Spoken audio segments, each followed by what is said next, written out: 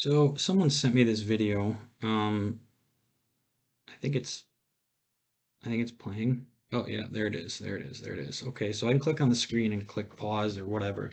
So this video here um, is a video that someone put together. Some that got their hands on a new stage 2 for 2020 ecodiesel. Okay, so Um, Martin brags about how he did all the tuning on these. Now, for those of you who don't know, this is the only tuning he does because his Gen 2s are tuned by optimal remapping, not by him. Martin claims that this makes 300 some horse. And I'm going to kind of stop on some of these screens here and just kind of give you an explanation of what exactly you see or what's happening on the screen, because whoever did this didn't put any audio in or anything. Okay, so um, these are some dyno graphs, right?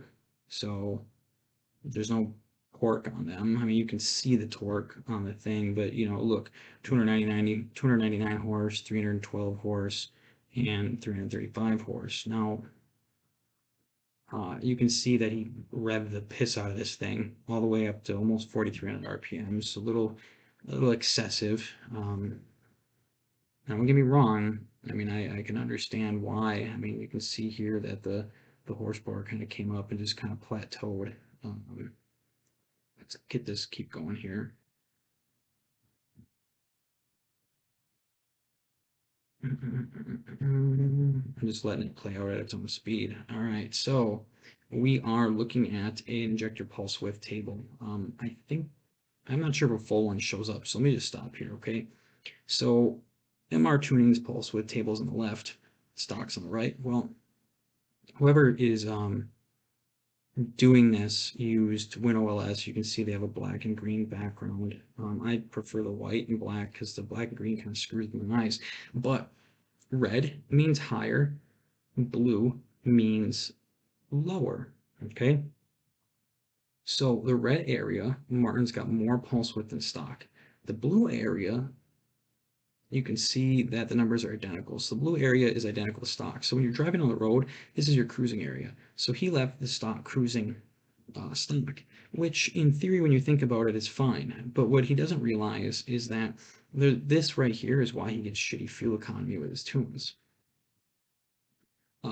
If you send these pictures to any big tuner out there, they're going to tell you, because I've already seen it. I've already talked to a couple big diesel people about this video, and just their responses are not good, like at all. Like, all the responses are like, holy crap, that's going to drive like an ass. I mean, look at this. Look, 60, 60, right? 458 to 452. He added 60. He literally added 60. Um, God, what is the term? So nanoseconds, 60 nanoseconds, right? Down here, it's almost double. I'm not really sure if he did percentage change or just added whatever, but very small change. Oh, that's also the other half of the pulse width table for those of you who aren't really sure what happened from the screen change.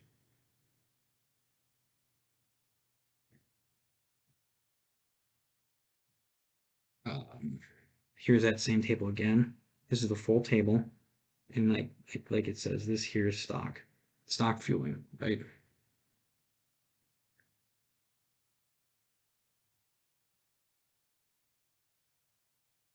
All right. They also changed this other injector pulse width table, which you normally don't change. Um, and look, all they did was just grab a top section and just add 3%, 5% maybe. There's no reason to change that table.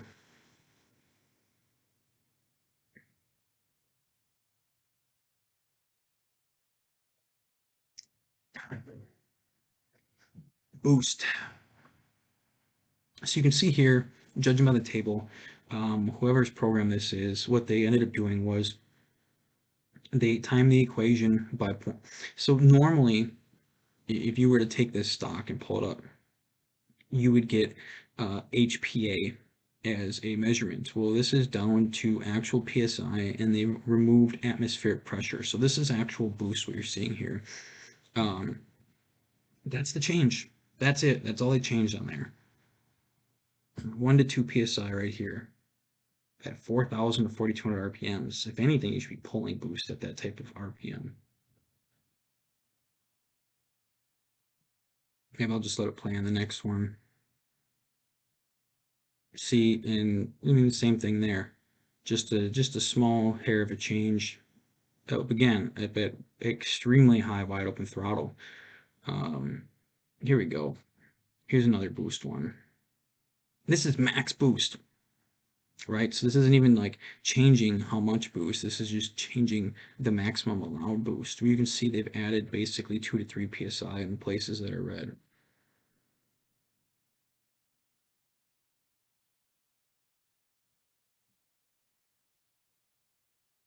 Upper boost limit, same thing, 2 PSI. Here, let me talk about this once. There is a 3-bar map sensor, right? Okay, 3-bar map sensor. 3-bar to PSI is roughly somewhere around 46. So 43.5, okay? 43.5 is all the factory map sensor is capable of reading, meaning the neither of these tables makes sense. But here, oh, I'm sorry, he took some away, but he didn't take enough apparently. But check this out. Look at this. See these numbers here, right?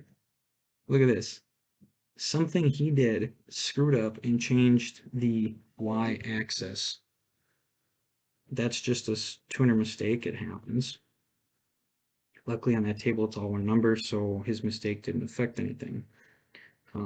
This is the variable vane table versus stock. And what you can see here is up top is his, and he basically just, instead of increasing boost in any of the boost tables, he just increased the vanes by 1 to 2%. In some places looks like closer to 5%. Same thing. Now this, let me tell you something about this table. This table that says 75 all the way across it, you don't ever change this table.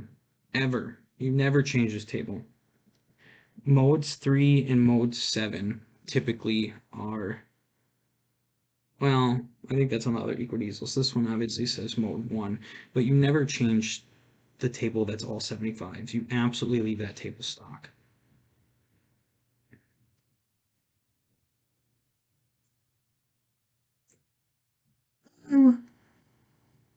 I mean, really, what was the point of that?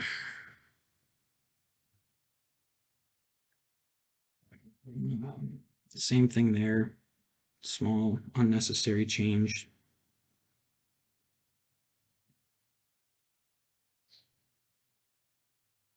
Same thing. Okay, so on the new ecodiesels, it's table 1 and 4. Same thing. You do not change that table for any reason. Same thing here again.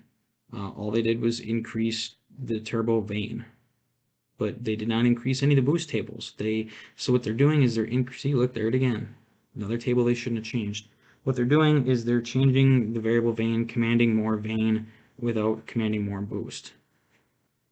Um, Again, unnecessary.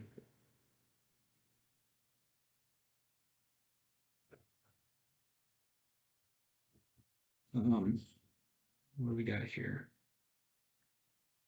This is timing. I mean, I don't even really know what to say about this, to be completely honest. They took a 0.5% away.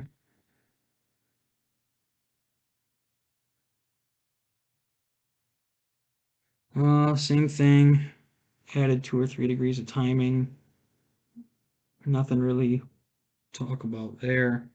You can see they added it up top. You know, this is the work of somebody who is entry-level tuner. They just tune the square where you're going to drive and call it a day. Looks like another one, same exact thing. Added a couple degrees of timing across the top and across the bottom, called it a day. Not really anything beneficial by doing this. It's if you're gonna make changes, do something with them. Same thing. Added freaking 5% maybe.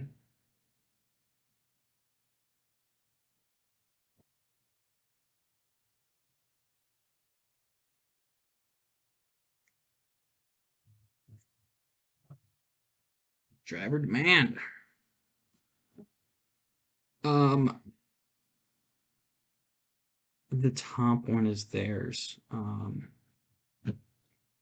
Not really sure what they were going with. They took torque away in 4 low. Not sure if there was a reason for that, but they pulled torque in the 4 low driver demand. Kind of unnecessary in my opinion. They added it up top and they took it down low. I'm guessing so they could take away throttle response. So seriously, WTF you're doing? Left is MR, shaking my head. So we have switch to release condition based on steering angle for the elevation of the quality sensor. Kind of just a pointless change, completely unnecessary.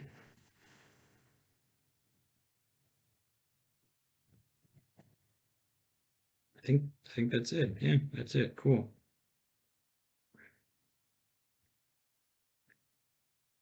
How do I get out of this? All right.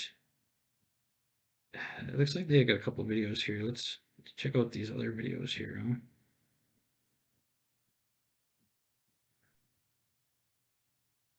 Hmm. Martin bragging about cleaning his tunes out. Say goodbye to that torque converter.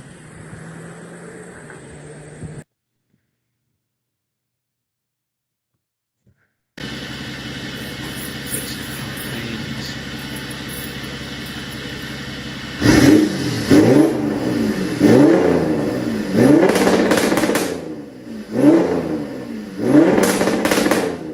Not really sure why we would do this, but whatever. You can see typical Canadian, got a snowmobile in his garage. All right, here, clean tuning.